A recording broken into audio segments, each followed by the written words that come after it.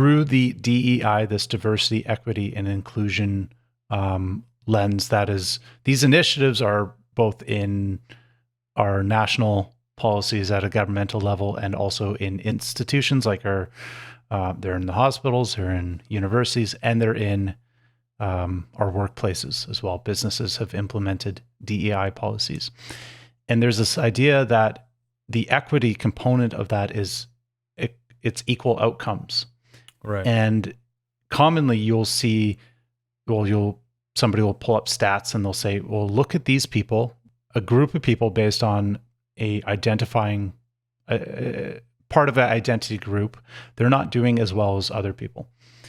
But we're just talking about this influx of immigration. How is that messing with our equity numbers? Because we would expect people who are either don't have the skills or maybe don't have the full education to excel, or they haven't had enough time to really establish some roots in a country.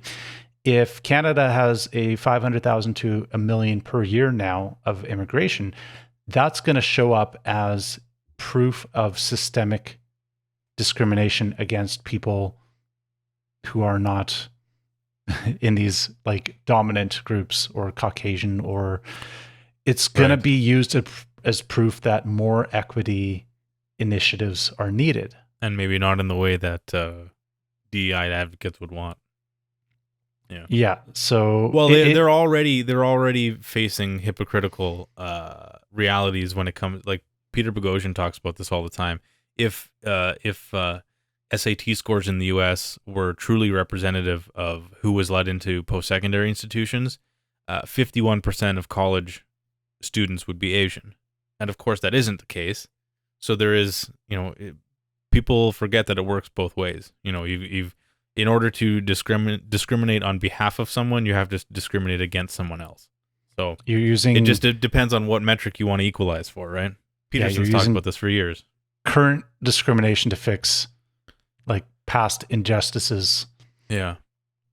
Well, that's Kendi's idea, right? I mean, it's the only remedy apparently. So. I think he walked that quote back after. Did he? Well, that's good. I think it's the no smartest longer thing he's ever done.